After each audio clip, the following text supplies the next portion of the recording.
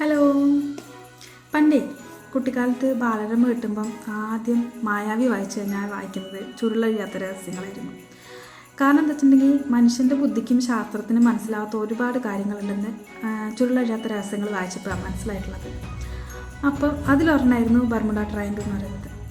Bermuda triangle എന്ന് പറഞ്ഞിട്ടുണ്ടെങ്കിൽ ഇപ്പോഴും നമുക്ക് മനസ്സിലായിട്ടില്ല അതിൻ്റെ പൊക്കത്ത് കൂടെ അല്ലെങ്കിൽ അതിന് മുകളിൽ കൂടെ അല്ലെങ്കിൽ അതിൻ്റെ സൈഡിൽ കൂടെ പോകുന്ന കപ്പലുകളും വിമാനങ്ങളൊക്കെ എങ്ങനെയാണ് കാണാണ്ടായി പോകുന്നതെന്ന്.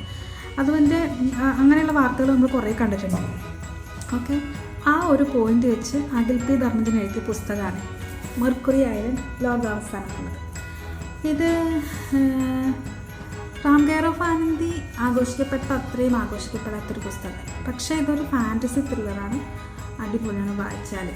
ഇതിൻ്റെ കഥ എന്ന് പറയുന്നത്, ഇപ്പോൾ നമ്മൾ ഒന്ന് ആലോചിച്ചിട്ട് നമ്മുടെ ഒരു ഭൂമിൻ്റെ ഒരു ചെറിയ മാതൃക നമ്മൾ കണ്ടിട്ടില്ലാത്തൊരു സ്ഥലത്ത് ഒളിപ്പിച്ച് വെച്ചേക്കുക. എന്നിട്ട് ആ ഭൂമിക്ക് എന്തെങ്കിലും സംഭവിച്ചു കഴിഞ്ഞാൽ അതേ പ്രശ്നം നമ്മുടെ വലിയ ഭൂമിക്ക് സംഭവിക്കുന്നുണ്ട്.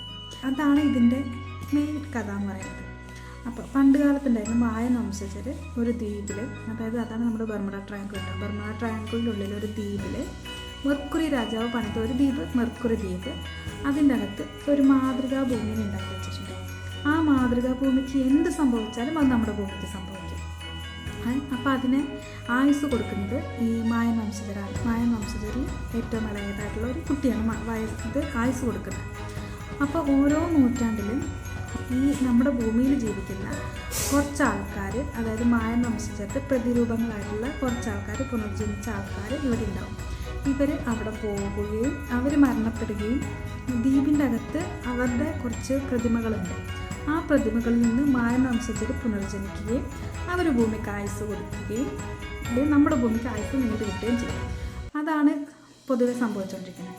പക്ഷേ ഇതിനകത്ത് എന്ന് പറഞ്ഞിട്ടുണ്ടെങ്കിൽ നിക്കോൾസൺ എന്ന് പറയുന്ന ഒരു പ്രൊഫസറും അദ്ദേഹത്തിൻ്റെ കുറച്ച് വിദ്യാർത്ഥികളും നിക്കോൾസൺ സ്നേഹിക്കുന്ന ഒരു ടീച്ചറും കൂടി പിന്നെ മെർക്കുറി ഐലൻഡിലേക്ക് അവരാണ് ആദ്യമായിട്ട് മെർക്കുറി ഐലൻഡിലെത്തുന്നവർ. അതുവരെയുള്ള ആൾക്കാരെല്ലാവരും ഈ മെർക്കുറിക്ക് ചുറ്റും മായൻ വംശജർ ഉണ്ടാക്കി വെച്ചിട്ടുള്ള കടമ്പകൾ അല്ലെങ്കിൽ ചുഴികളിൽ പെട്ട് മരിച്ചു പോവുകയും ശില്പങ്ങൾ പുനർജനിക്കുകയും ഭൂമിക്ക് ആയുസ് കൊടുക്കുകയും വീണ്ടും അവർ ശില്പങ്ങളായിട്ട് തന്നെ നിൽക്കുകയും ചെയ്യുക.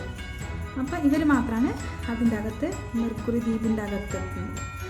പിന്നെ നടക്കുന്ന ട്വിസ്റ്റുകളും കാര്യങ്ങളുമാണ് നമ്മളിങ്ങനെ ടെമ്പിൾ റണ്ണിൻ്റെ ലെവലുകൾ പോകില്ലേ, വെള്ളത്തിൽ, ആകാശത്തിൽ, കരയിൽ എന്നൊക്കെ പറഞ്ഞിട്ട്, അതുപോലെ കുറേ കടമ്പുകൾ കടന്ന് അവർ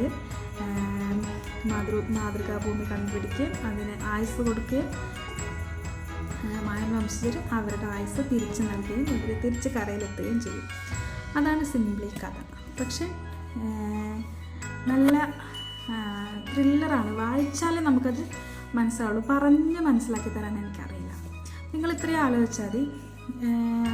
കുറേ സാഹസികതകൾക്കൊടുവിൽ, അതായത് ചുഴികളും കുറേ കാര്യങ്ങൾക്കൊടുവിൽ നമ്മുടെ കൊച്ചു ഭൂമിനെ കണ്ടുപിടിച്ച് അതിന് ആയുസ് കൊടുത്ത് നമ്മുടെ വലിയ ഭൂമിക്ക് ആയുസ് കൊടുക്കുന്നു. അടിപൊളി പുസ്തകമാണ്, വായിച്ച് നോക്കുക. വായിച്ച് തന്നെ മനസ്സിലാക്കണം. കഥ പറഞ്ഞ് മനസ്സിലാക്കാൻ പറ്റില്ല. അതുകൊണ്ടാണ് ഞാനിത് നീട്ടി പറയാത്തത്. നീട്ടി പറയണമെങ്കിൽ കുറേ സമയം എടുക്കും.